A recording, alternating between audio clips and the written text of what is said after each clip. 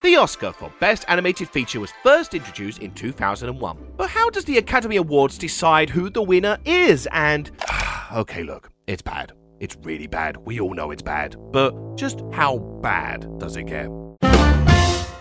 Founded in 1929, the Academy Awards, aka the Oscars, is an annual event in which awards are given out to the best of the best across a wide selection of categories. It's an award ceremony by the film industry for the film industry. There were attempts to introduce an award for animated movies earlier, but the Academy felt that at the time there just wasn't enough potential nominees each year to justify it. Up to that point, the Oscars only ever gave certain animated movies unique awards for some kind of breakthrough, like for Snow White, Roger Rabbit, and Toy Story. But once healthy competitors to Disney, such as DreamWorks, cropped up, the category was added and animated movies could finally get the respect they deserve. Up until now, I thought Monsters Incorporated was a documentary on the Weinsteins. So, let's see how it all works. To have an animated feature even considered for nomination, it has to fulfill certain criteria. It has to be more than 40 minutes long, and it has to have animation in no less than 75% of the film's running time.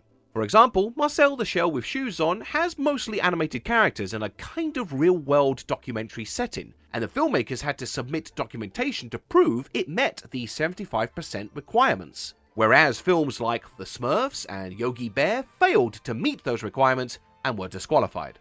A rule was added in 2010 to make motion capture films not eligible for Best Animated Feature, such as A Christmas Carol and Tintin. This may have been done to prevent films like Avatar to count as an animated movie. So something like Happy Feet, which won Best Animated Feature in 2006, might not now qualify for its use of motion capture. As animation techniques advance, the lines between live action and animation are getting blurry, so maybe this was also to try and keep the two forms separated. But what about rotoscoping?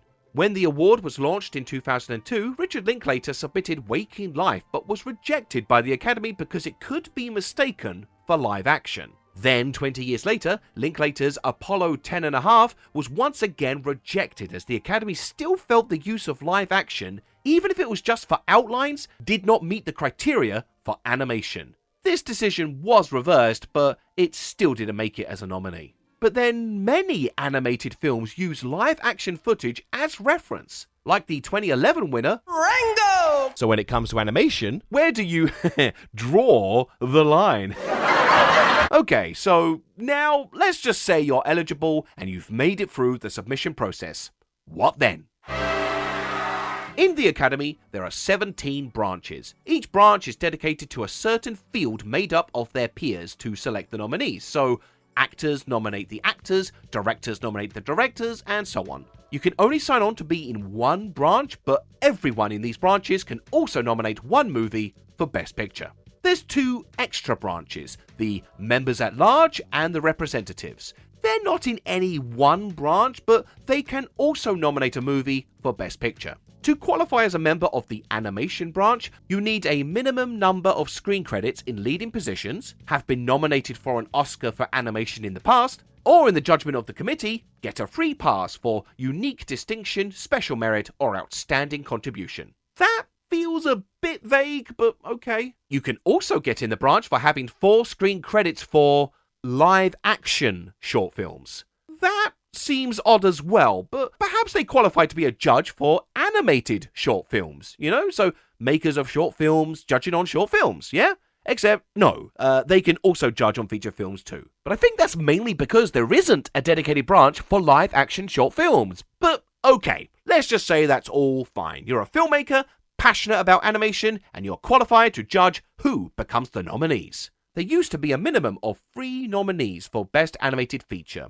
There was a rule that said if there were fewer than 8 eligible films in a year, the award would be skipped that year, but that rule was dropped in 2019. If there are 16 or more qualifying submissions, then the number of nominees goes to 5. So, the members of the animation branch decide on who those nominees should be, with the final decision made by the Animated Feature Nominating Committee. Which sounds good. Animation nominees chosen by animation lovers. Except, remember those members at large?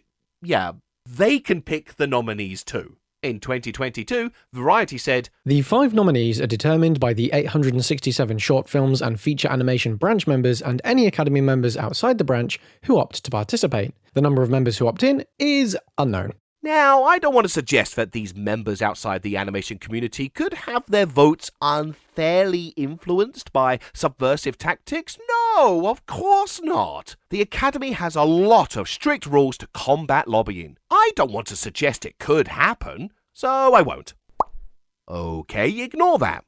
Animation historian Charles Solomon said, "I wanted to see the animation branch take over choosing these nominees. As long as the body at large is choosing the nominees, they're going to go with what's familiar and what they think will appeal to their kids, rather than the works that are perhaps a little more unusual." This is why the nominees tend to be the same old names again and again: Pixar, Disney, DreamWorks. That's why it's rare for there to be a non-American studio nominated, and even rarer that they win anything. Charles Solomon again, "The award itself seems to be reserved for the major American studios. At a time when everyone is calling for greater diversity of visions, they're not giving us that kind of diversity, and they're not opening it to different talents and different voices." And that's not to discredit some of the incredible animated works Disney and Pixar do, and the incredibly talented people behind them.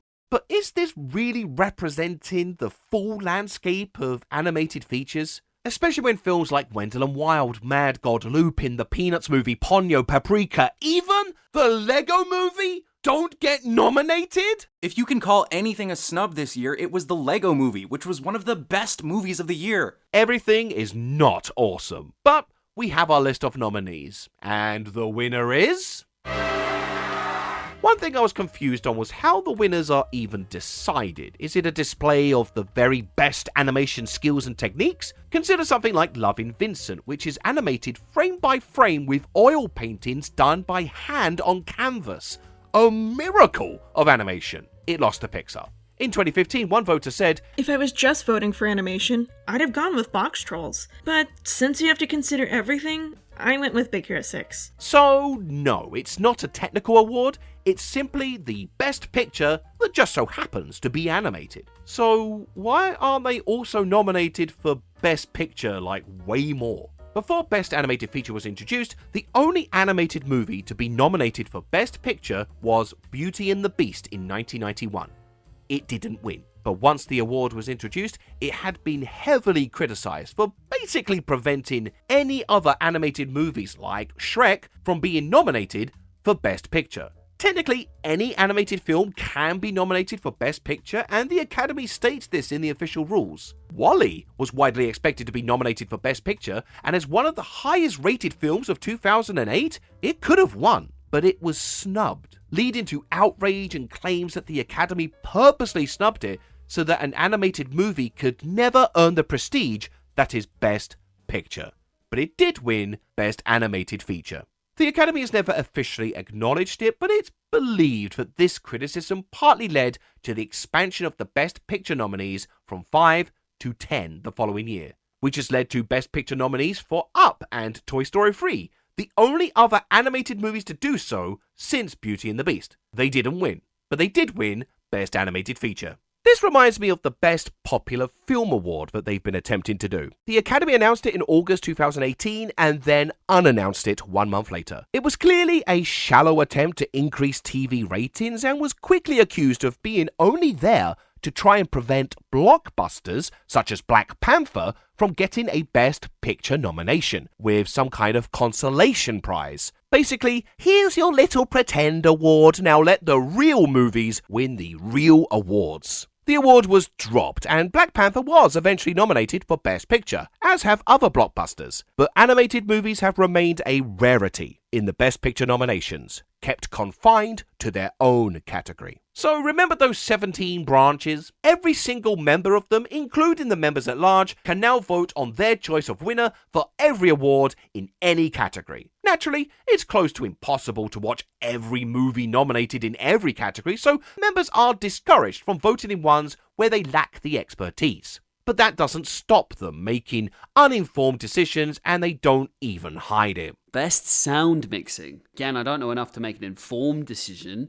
Obviously, the sound in Whiplash, with the drums and music, was so important. My vote, Whiplash. In 2019, one member openly admits to not having seen 3 of the 5 animated feature nominees, but placed their vote anyway. And this uninformed vote carries just as much weight as someone who has seen all the nominees. Again, they don't have to vote, and many don't. I did not see any of the nominees. I abstain. But why do they do it anyway? Well, getting into the Academy at all is such a huge, prestigious honor, and so maybe it was to prove their value as an Academy member and not come across as being passive? It's all anonymous. There's no way to know. I'm literally just guessing here. In the film award categories, such as short films, documentaries, and international feature, the Academy requires voters to have watched every nominee before they can vote. There are only 2 exceptions to this, and that's Best Picture and Best Animated Feature.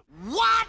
What are you talking about? With Best Picture, the winner is not decided based on whichever movie gets the most votes, but by a preferential ballot. Members rank the films in order of preference. If any one film gets more than 50% of that number 1 slot, it's the winner. But given there's a lot of nominees, it's unlikely. So the film with the fewest number 1s is eliminated, but those ballots then have their number 2 choice tallied up instead, and so on. Basically, it's not so much about the most popular film, but the most generally highly approved one. And if you've not seen every nominee, that's not so bad, because if your ballot is only partly filled and each of those films gets eliminated, that ballot no longer has any power. Best Animated Feature does not have a preferential ballot. Just like the other film awards, it's a popularity contest, the only difference being the Academy doesn't require members to watch every nominee in order to vote. Again, this is the only film award at the Oscars to be treated this way. So, with this in mind, is it any surprise that the winner of the Best Animated Feature tends to be, predictably, Pixar,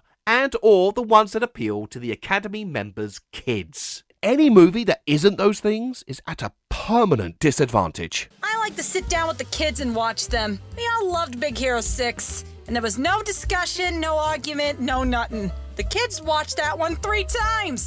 What does that tell you? My vote, Big Hero 6. I only watched the ones that my kid wants to see, so I didn't see the box trolls. But I saw Big Hero 6. My vote, Big Hero 6.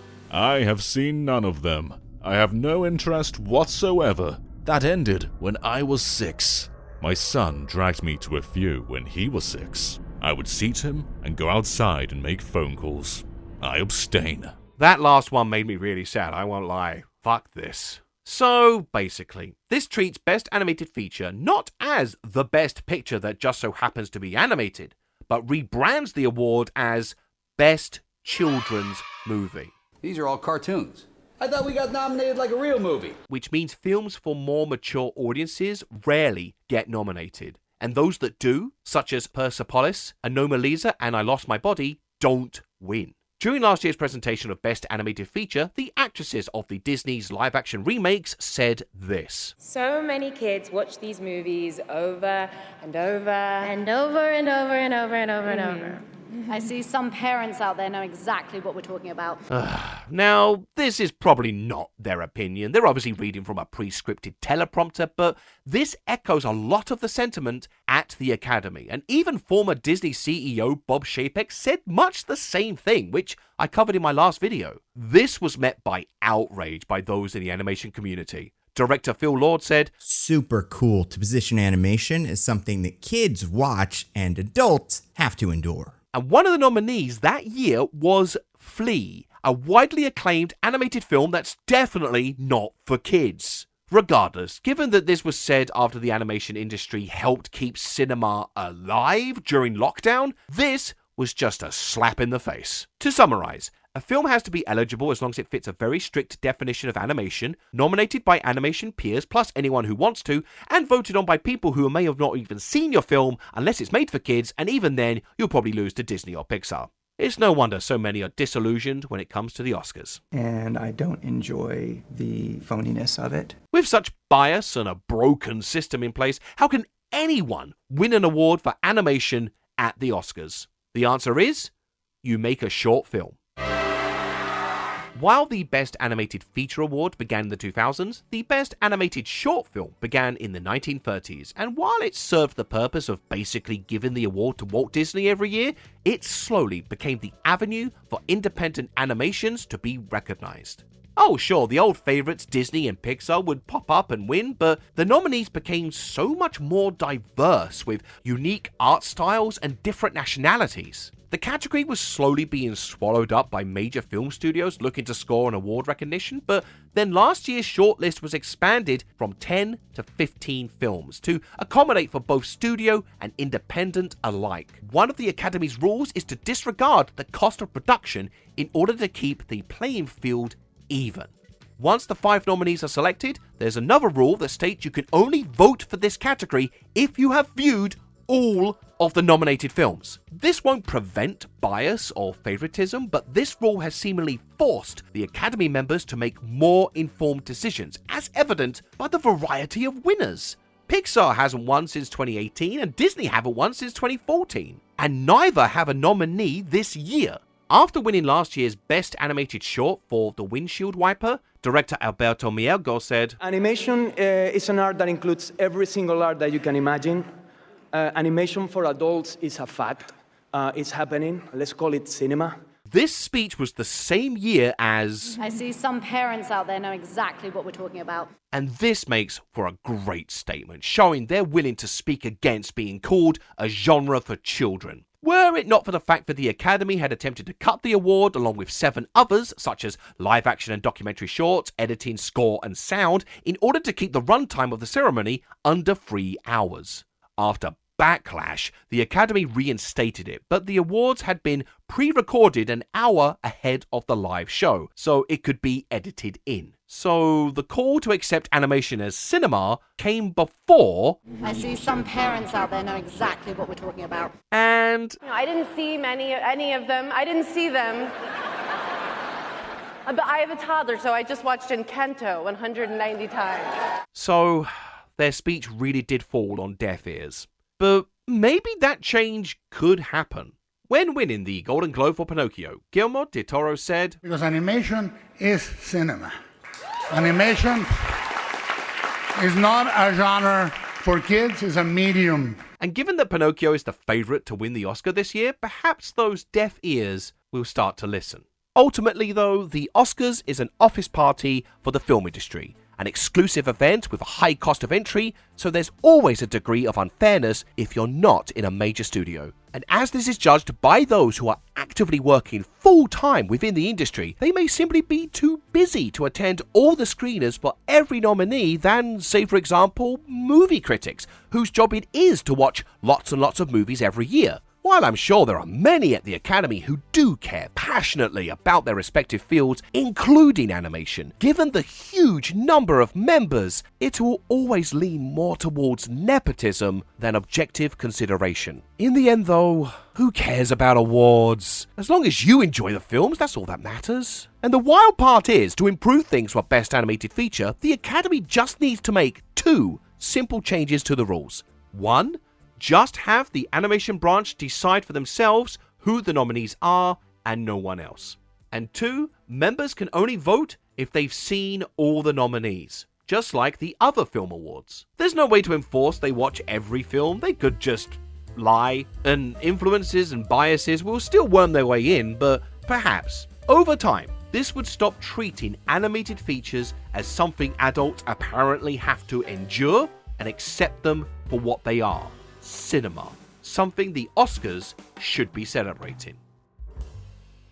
Hey, do you want to hang out on my Discord? We play weekly games nights and people get to call me names. It's a lot of fun. You should join my Patreon. We've got director's commentary, deleted scenes, a podcast, like lots of extra bonus stuff. So check that out. Link in the description. Oh, I won the Oscar for Best YouTube Video? Oh, what an honor! I would like to thank Ashley Kinder, Trey Brock, Double X Studios, Vinny Vex, Drifter Wolf, Caddy, Molel Kasemi, Setsune Wave, Sloan Schoolcraft, Eusta Jack, Beamer Tectonic, Oliver the Bye, Louis Wild, James, Nathan Chawinati, Michael Elton, Matthew Smith, Alex Weston, Clam Wamtley, Brett Halford, and Joel Jennings. Thank you so much to all my patrons, and if you would like to support me, then please consider doing so on Patreon.